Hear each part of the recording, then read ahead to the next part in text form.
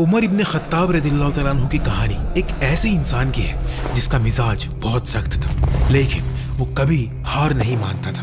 ان کی فطرت میں مضبوطی تھی، بالکل موسیٰ علیہ السلام جیسی مضبوط شخصیت۔ نبی کریم علیہ الصلوۃ والسلام نے دعا کی تھی، یا اللہ اسلام کو ان دو میں سے کسی ایک کے ذریعے مضبوط فرما دے۔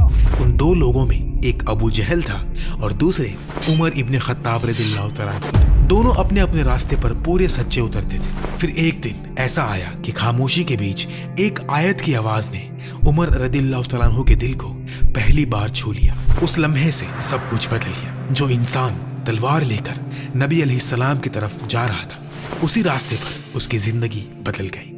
جو نیت موت کی تھی وہی راستہ ہدایت کا بن گیا۔ اس کے ساتھ ایمان آیا تو وقت بدل گیا، برائی کی کمر ٹوٹ گئی اور انصاف کھڑا ہو گیا۔ ریگستان کا سب سے سخت آدمی دین کا سب سے مضبوط سہارا بن گیا۔ نبی علیہ السلام نے عمر رضی اللہ تعالیٰ عنہ کے بارے میں فرمایا، اگر میرے بعد کوئی بھی نبی ہوتا تو عمر ہوتا۔ عمر کے دور میں اسلامی ریاست مضبوط ہوئی۔ اس زمانے کی بڑی بڑی طاقتیں بھی نیچے آ گئی تھی۔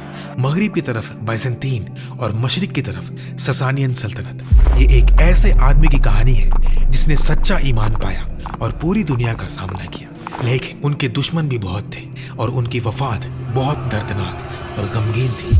عمر ابن الخطاب رضی اللہ تعالیٰ عنہ مکہ میں پیدا ہوئے۔ وہ قریش کے ایک چھوٹے سے قبیلے بنو عدی سے تھے۔ قبیلہ چھوٹا تھا لیکن اپنی جگہ پر وزنی۔ جب قبائل کے درمیان جھگڑے ہوتے، جب فیصلے کی ضرورت ہوتی، جب کسی ڈسپیوٹ کو سلجھانا ہوتا، بنو عدی کا نام عزت سے لیا جاتا اور عمر اسی ماحول میں بڑے ہوئے تھے۔ عزت کا ماحول لیکن نرم دلوں کا نہیں۔ ان کا گھرانہ دو چیزوں کا مکس تھا، ایک طرف قریش کی سیاست اور قبائلی نظام اور دوسری طرف گھر کے اندر کی سختی۔